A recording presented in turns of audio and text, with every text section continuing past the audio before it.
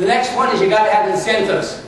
And the incentives have to come from other people. And they don't necessarily have to be money incentives. You know, if your vice principal were just to come into your classroom next year and then at a staff meeting say, and if I could use someone's name here, we'll use Matt, capital M-A-T-T, because he told me that. You know, if he were to say, oh, he says, you people should go into Matt's room. You should see one of the learning activity centers that he has set up. He said, it's just blown me away. Okay, what's the next point? You know, but just that alone, like Matt, hey, all of a sudden, you know, he goes home to his partner and he says, hey, I've got exciting news for you. You know, and you share that with your partner, if you have a partner. If you don't have a partner, and I'm being serious, find one.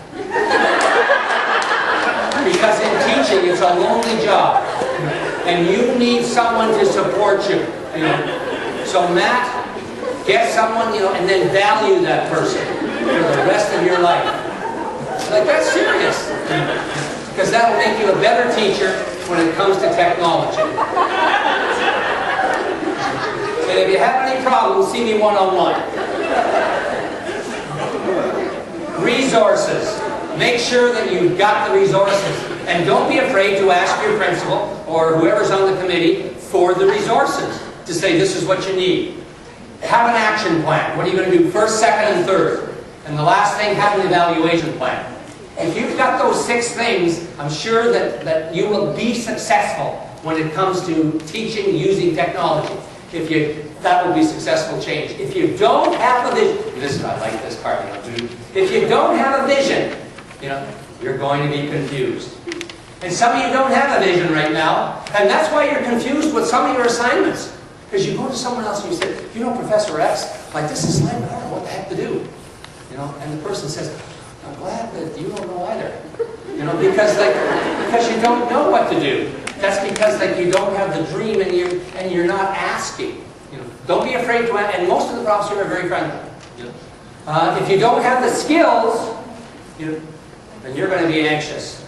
And some of you are anxious because you haven't acquired all those skills yet. If you don't have the incentives, there's just going to be gradual change. If you don't have the resources, then you're going to be frustrated. And just, well, I'm not going to ask, to be redundant and say, how many people here have been frustrated with their computer at least once? And of course, I'm like, all the hands are going to go up in the air. Like, it's like, the thing, and that doesn't help to say, well, I'm sorry you're frustrated. You know, but we do get frustrated. If you don't have an action plan, you got false starts. If you don't have an evaluation, then of course you're not going to know what the unknown impact is. If you've got those 6, I guarantee you, you know, you will be successful. And what do you have to keep uppermost in your minds?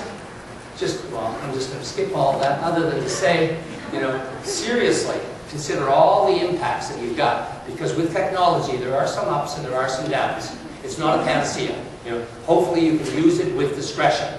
And the bottom point there is the most important one. Believe that you can make a difference in the lives of your children by saying, hey, I'm going to use technology, and I'm going to use the intuitive skills that I have and those skills that I picked up at the faculty, and I will make a difference. Those kids will not only like me, those kids are going to get an education, you know, that 20 years from now, they're going to say, oh, remember that lady we had, or that man that I had, I can't remember his name, but boy, was he good, you know.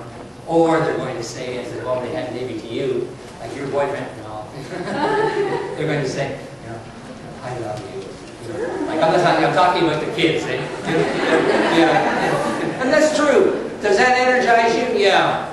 You get paid the bucks, you get a good salary, but like you don't get millions of dollars, but you get more than what you're getting right now. So that's an improvement. And share your ideas. You are what you eat. You are what you teach.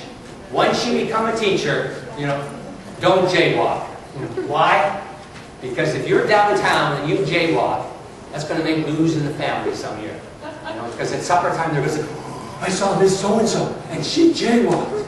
Of course, the teacher will say no, or the parent will say no. You know, I was afraid to say anything. You know, because you have a tremendous amount of power. Like when you're in the grocery store, and those kids that you're teaching, you know, in the primary grades run up to you, or in the high school they kind of avoid you, others say hi. You know, but like the primary school kids, they will say to you, oh, do you shop?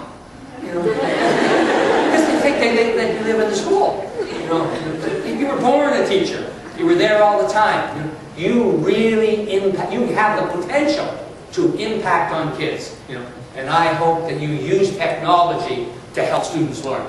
And thanks for participating in the closing session on technology. Experience the rest of you with a critical mindset. Use your IQ. And your IQ is not your intelligence quotient, it's your inner qualities.